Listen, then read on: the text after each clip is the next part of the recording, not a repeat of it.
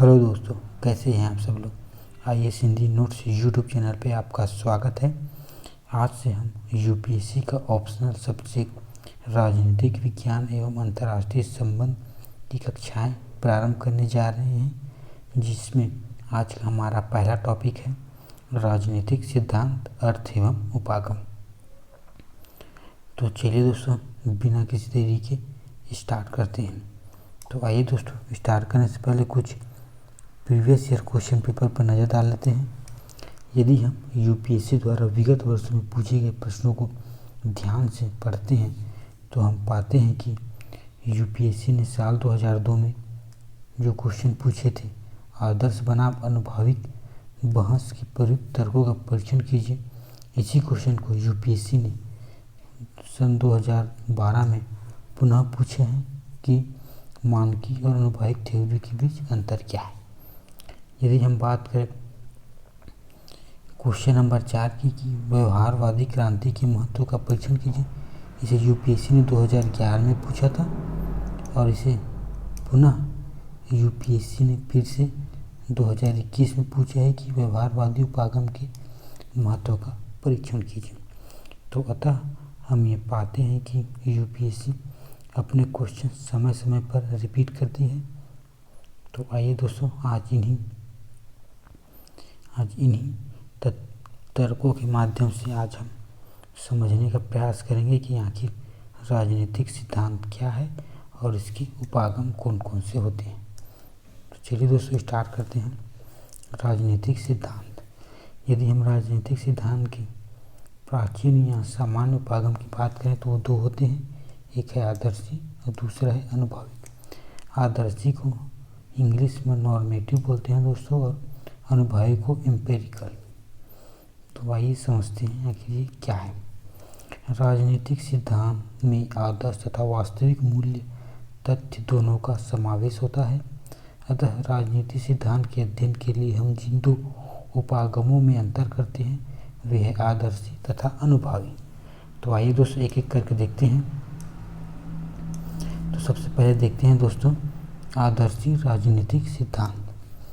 आदर्शी राजनीतिक सिद्धांत का संबंध राजनीतिक, राज्य, न्याय, स्वतंत्रता आदि के बारे में विभिन्न राजनीतिक विचारों के व्यापक चिंतन से है।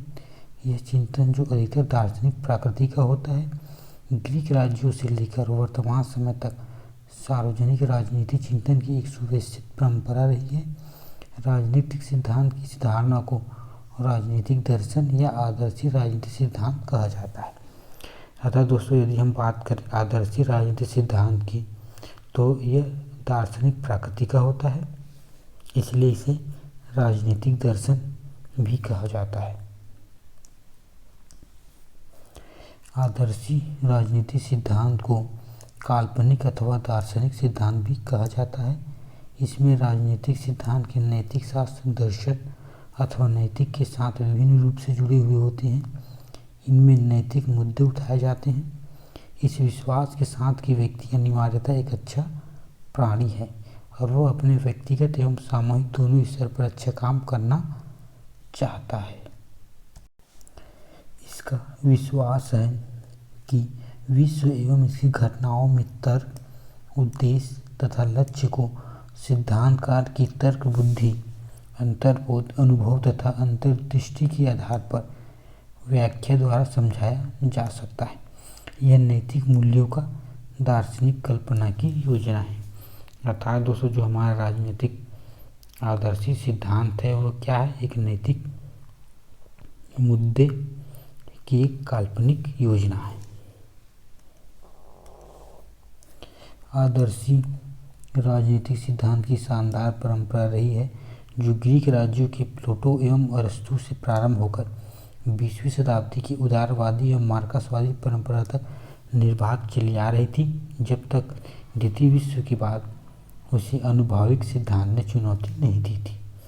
तो चलिए दोस्तों, अब देखते हैं कि आदर्शी राजनीतिक सिद्धांत की कौन कौन सी विशेषताएं हैं। यदि हम आदर्शी राजनीतिक सिद्धांत की विशेषताएं पर एक बात करें तो दोस्तों, राजनीतिक सिद्धांतों पर दर्शन का प्रभुत्व था। आदर्शी सिद्धांत सर्वोच्च सच्चाई में विश्वास करता है तथा राजनीति अच्छाई का इसका एक भाग मानता है। आदर्शी सिद्धांत संपूर्णता में विश्वास करता है, अर्थात सिद्धांत संपूर्ण, व्यापक तथा अंतर्विष्ट होने चाहिए। इसमें शासन, युद्ध कला, धार्मिक रीति रिवाज, आर्थिक समस्याएं या वर्ग संबंध तथा अधिकार, स्वतंत्रता, समानता, न्याय जैसी अवधारणा सभी निहित होनी चाहिए। इसका संबंध नैतिक दर्शन के संबंधित प्रश्नों तथा सामाजिक संस्थाओं से प्रभावित होने वाले आधारभूत प्रश्नों का उत्तर देना है। इनकी चिंता में क्या हो रहा है कि प्रतिक्रम क्या होना चाहिए के प्रति अधिक है। आदर्शी राजनीतिक सिद्धांत आदेशात्मक होते हैं क्योंकि वे मूल्यांकन के कुछ मानक निश्चित करते हैं जिसके माध्यम से हम किसी भी व्यवस्था की कमियों की जांच करते हैं और उसमें सुधार करने का उपाय सुझाव करते हैं। आदर्शी राजनीतिक सिद्धांत का एक विषय आदर्श राज्य तथा सरकार का सर्वश्रेष्ठ स्थायी स्वरूप ढूंढ रहा है। आदर्शी राजनीतिक सिद्धांत कुछ नियामक चिंताओं पर आधारित है, अर्थात वे आधार जिन पर सिद्धांतों का निर्माण किया जा सकता है। उदाहरण के लिए हॉब्स की राजनीतिक संबंधों के बारे में चर्चा मानवीय विवेक तथा नियत की कुछ निर्कुश मान्यताओं पर आधारित है। तो आइए दोस्तों अब देखते हैं कि आदर्शी राजनीतिक सिद्धांत की कमियां या आलोचना क्या है।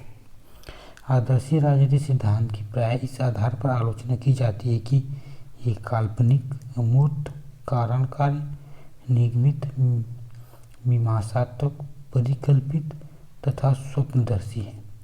आदर्श राज्य अथवा मूल्य सापेक्षित होते हैं, सर्वमान्य नहीं, अतः वे किसी संस्कृति से जुड़े हुए वैचारिक होते हैं।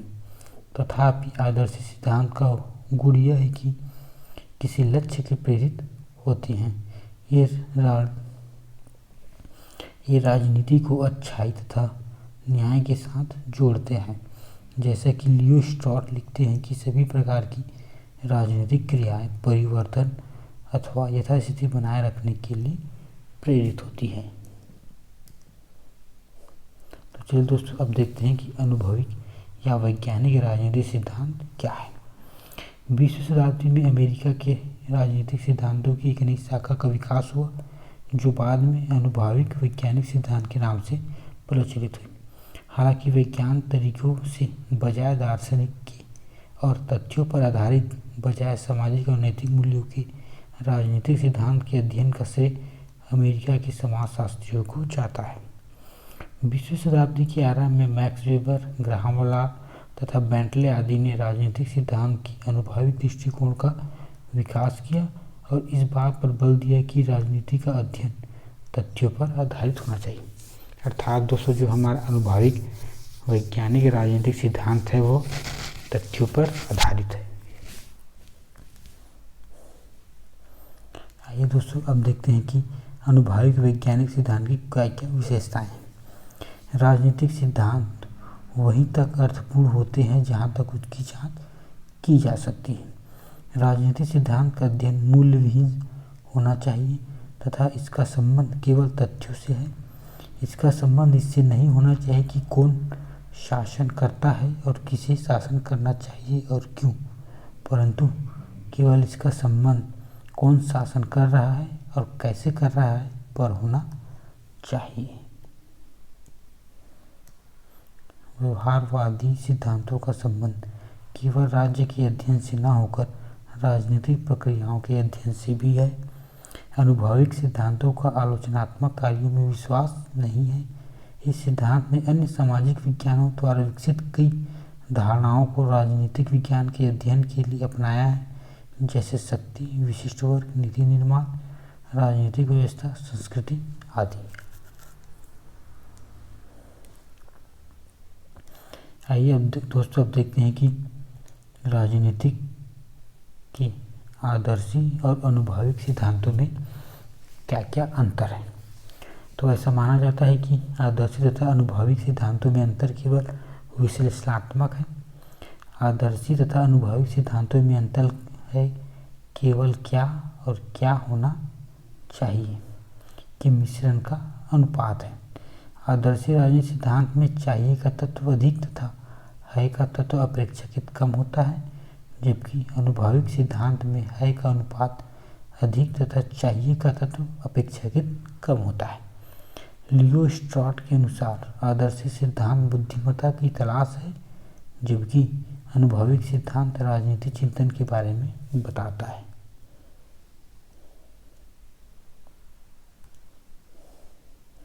आदर्शी सिद्धांत हमें सर्व ज्ञान से परिचित करवाते हैं, जबकि अनुभाविक सिद्धांत हमें विशिष्टता के बारे में अवगत कराते हैं। अनुभाविक वास्तविकता में जो हमें देती है वह राजनीतिक घटनाओं की केवल सूचना मात्र होती है, जबकि आदर्शी राजनीतिक सिद्धांत उस राजनीतिक वास्तविकता के मूल को समझने में सहायता करते हैं। वीको पिक के अनुसार राजनीतिक दर्शन आदर्शी सिद्धांत का अभिप्राय घटनाओं की आलोचनात्मक छानबीन तथा व्याख्या है, जबकि अनुभाविक प्रणाली केवल उस घटना का तथ्यात्मक वर्णन होता है। तो आइए दोस्तों अब देखते हैं राजनीतिक विज्ञान का स्वरूप या नेचर।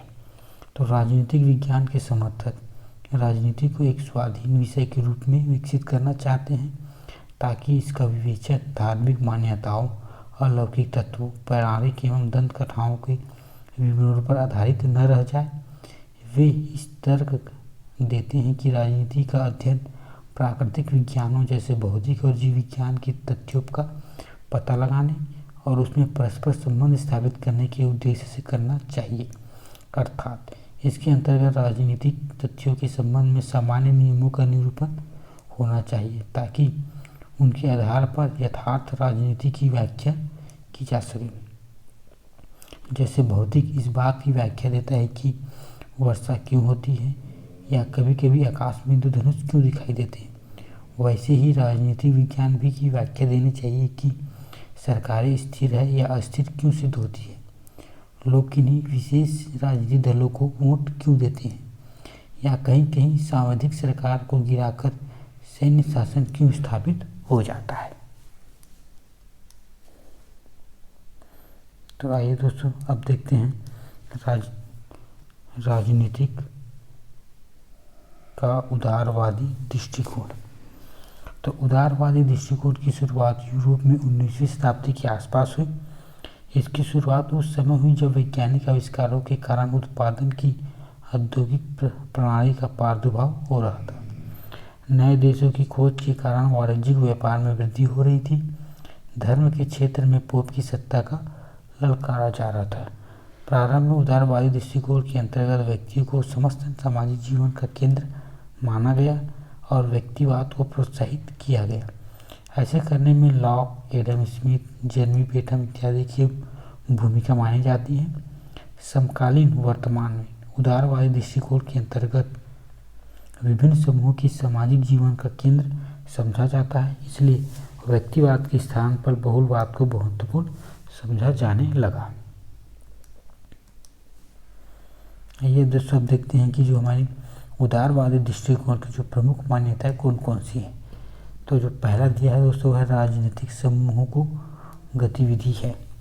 राजनीति के उदारवादी दृष्टिकोण के अंतर्गत समाज में बहुलवादी दृष्टिकोण का समर्थन किया, जिसके अनुसार भिन्न भिन्न समूहों के सदस्यों के द्वारा अपने हितों को ध्यान में देते हैं।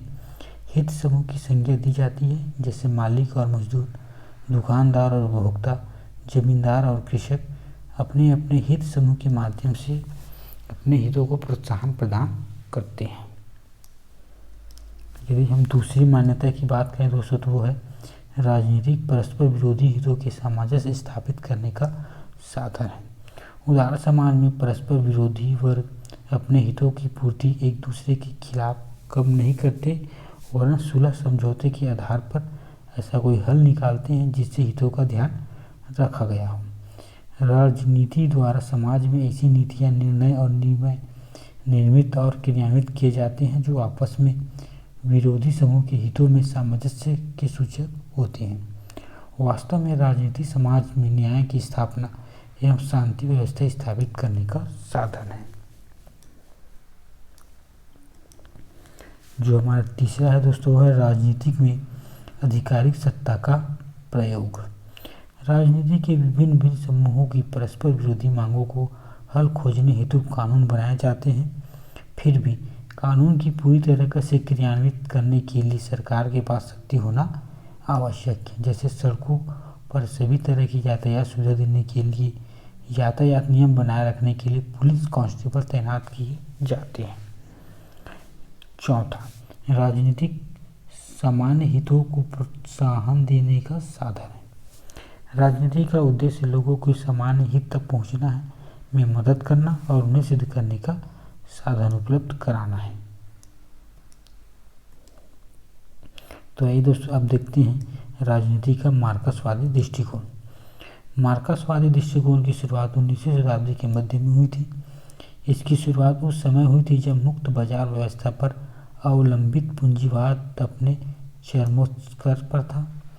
अभिनव पूंजीवादी वर्ग विशाल धन संपदा और सामाजिक प्रतिष्ठा प्राप्त कर चुका था। इस अवधि में मार्क्स और एंगल्स ने पूरे इतिहास का विश्लेषण करने पर यह विचार लोगों के सामने लाया कि व्यक्तिगत संपत्ति के स्वामित्व के आधार पर समाज सदैव ही धनी और निर्धन वर्गों में विभाजित रहा है।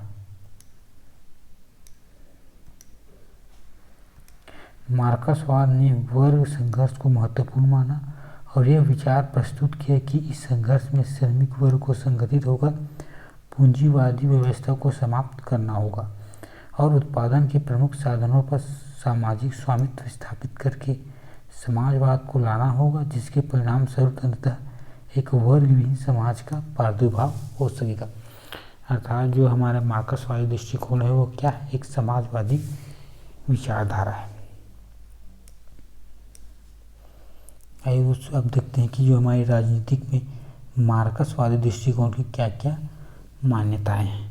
तो जो हमारी पहली मान्यता है वह है आर्थिक हितों की प्रमुखता। राजनीतिक में मार्क्सवादी दृष्टिकोण की यह मान्यता है कि आर्थिक हितों का टकराव समस्त सामाजिक संघर्षों का मूल विषय है। अन्य सभी विषय सतही है और उसके समाधान को इस संघर्ष में समाप्त किया नहीं जा सकता। जैसे अगर हम किसी दो समूह में धर्म, भाषा, राष्ट्रीयता के नाम पर संघर्ष करते हुए देखते हैं तो इस संघर्ष की जड़ें इतनी आर्थिक स्थिति में खोजनी चाहिए कि वो इसका समाधान करना चाहिए।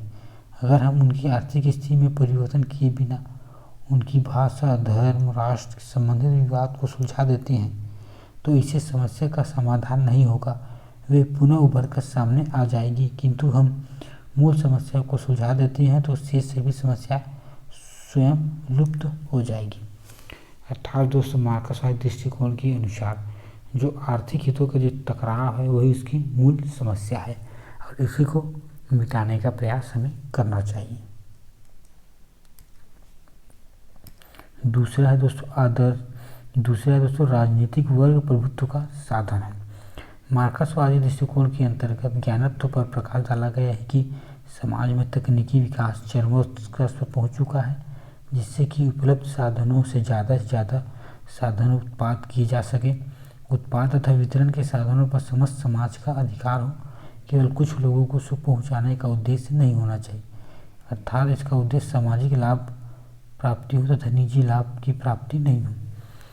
अर्थात दोस्तों कि जो समाज है उसे उपलब्ध साधनों में बराबर की हिस्सेदारी हो, न कि कोई एक धनी वर्ग इसका फायदा उठा ले। आइए दोस्तों तीसरा देखते हैं, आपसी विरोधी वर्गों के हितों में सामंजस्य स्थापित करना संभव नहीं।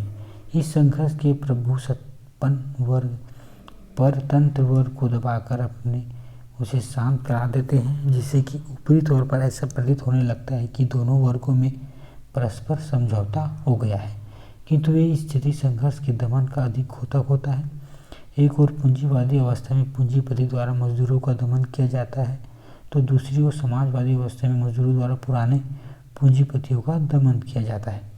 इस प्रकार राजनीति के मार्क्सवादी दृष्टिकोण के अंतर्गत यह तथ्य स्पष्ट होता है कि आपसी विरोधी वर्ग हित को राजनीतिक की प्रक्रियाओं से परस्पर सुलझाया नहीं जा सकता। भाई दोस्तों अब देखते हैं राजनीतिक सिद्धांत की प्रासंगिकता या सार्थकता क्या है।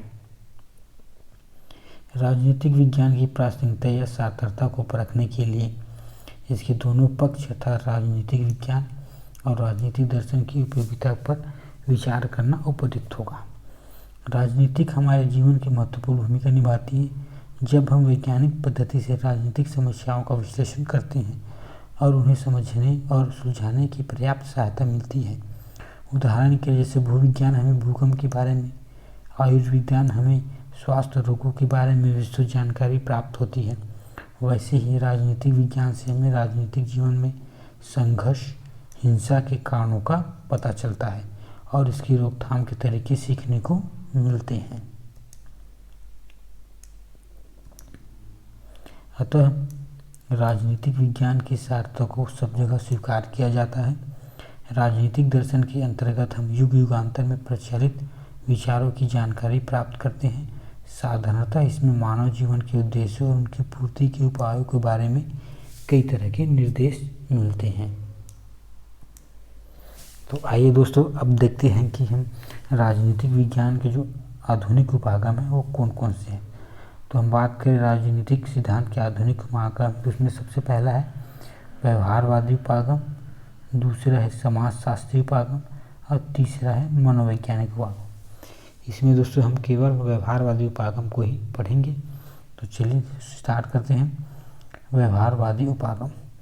व्यवहारवाद का आशय मानव के प्रक्षेप योग्य व्यवहार का अध्ययन करना है तथा मानव व्यवहार को पूर्ण रूप से समझने में के लिए समाजशास्त्र तथा मनोवैज्ञानिक का भी सहारा लिया गया। व्यवहारवाद की आधारशिला का श्रेय शिकागो स्कूल व बौद्धिक रूप से स्थापित करने का श्रेय चार्ल्स मेरियन व हेराल्ड रासवेल को दिया जाता है। व्यवहारवाद की जो मूल मान्यताएं की बात करें दोस्तों, तो व्यवहारवादियों के अनुसार राजनीतिक विज्ञान भी प्राकृतिक विज्ञान की भांति एक विज्ञान है। राजनीतिक विज्ञान प्राकृतिक में कोई गुणात्मक अंतर नहीं होता, अतः राजनीतिक विज्ञान का अध्ययन भी वैज्ञानिक प्रविधि से किया जा सकता है। डेविड स्टर्न ने व्यवहारवादी आंदोलन के 8 बौद्धिक आधार, पहला नियमितता, दूसरा सत्यापन, तीसरा तकनीक, चौथा गणना, पांचवा मूल निरपेक्ष, छठवां व्यवस्थापन, सातवां विशुद्ध विज्ञान और आठवां एकीकरण बताए हैं। व्यवहारवाद के यदि मूल दर्शन की बात करें दोस्तों, तो राजनीतिक सिद्धांत के अनुभवनात्मक उपागम में प्रक्षेपण योग्य राजनीतिक व्यवहारों के अध्ययन पर बल दिया गया। शिकागो स्कूल की मूल मान्यताएं निम्न प्रकार से व्यक्त किया है। पहला, इसके द्वारा राजनीतिक आदर्शों तथा संस्थानों के बजाय व्यक्ति और समूहों के व्यवहारों का अध्ययन पर बल दिया गया है। दूसरा, अध्ययन में उन्होंने प्राकृतिक विज्ञान की पद्धति का प्रयोग राजनीतिक विज्ञान में करने का समर्थन किया है।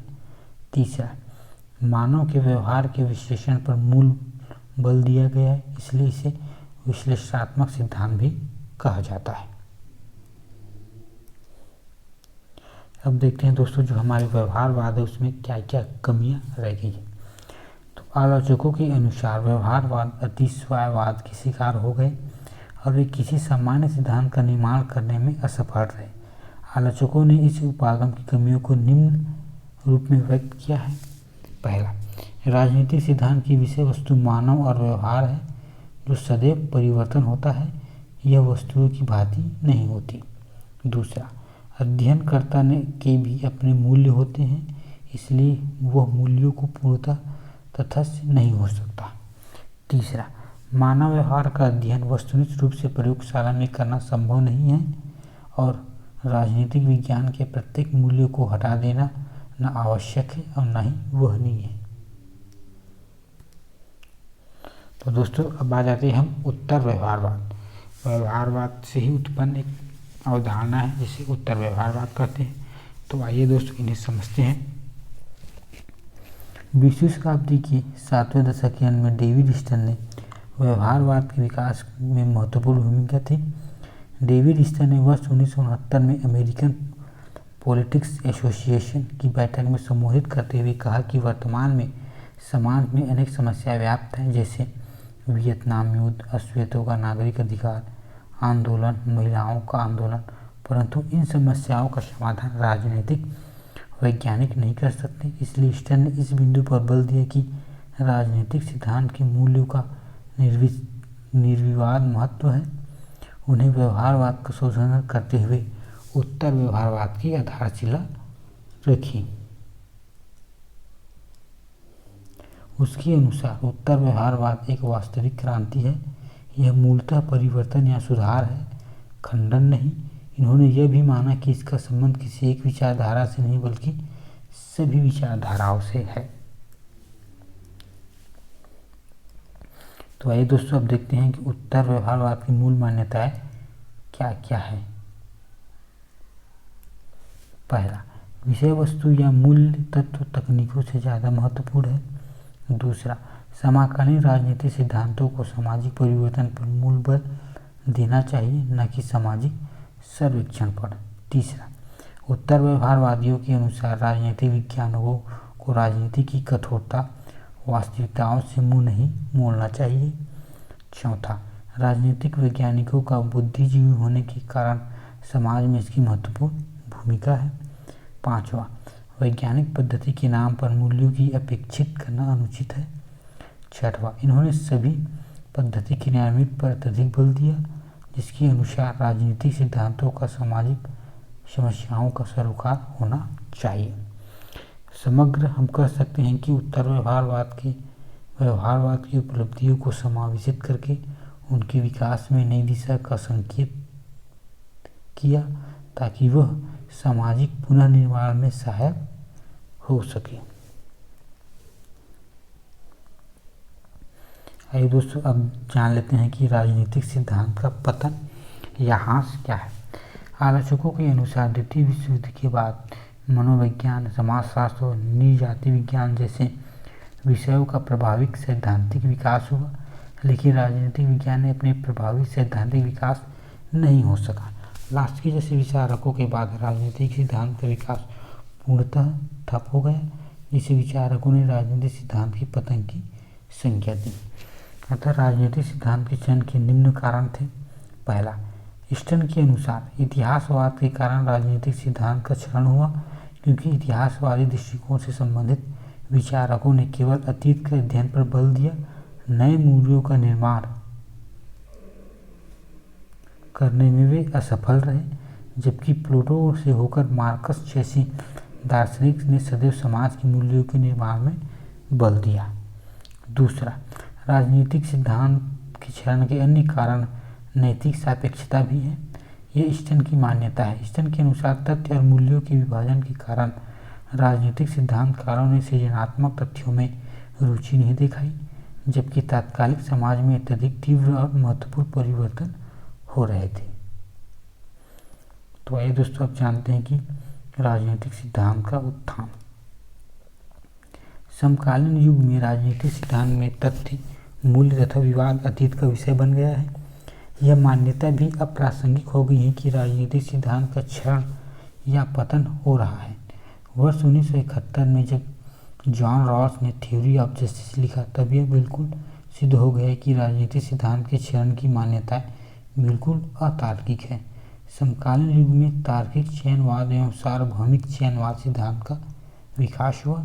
समकालीन युग में खेल सिद्धांत का भी विकास हुआ, जिसमें गणित की एक शाखा के रूप में विकसित किया। इसके अतिरिक्त समकालीन राजनीतिक सिद्धांत में नारीवाद, पर्यावरणीय मान्यताओं का भी विकास हुआ, जिसने राजनीति की स्थापित मान्यताओं में महत्वपूर्ण परिवर्तन किया। इसी के साथ नव संस्थावाद का भी विकास हुआ, जिन्होंने अपना अध्ययन औपचारिक संरचनाओं के बजाय नीति निर्माण एवं वास्तविक व्यवहार पर बल दिया। तो दोस्तों आज के लिए बस इतना ही। यदि वीडियो पसंद आए तो इसे लाइक कीजिएगा और हमारे चैनल को सब्सक्राइब कीजिएगा। दोस्तों इसका PDF आपको तब प्राप्त होगा जब हमें इस वीडियो पे 100 लाइक्स प्राप्त हो जाएंगे। धन्यवाद।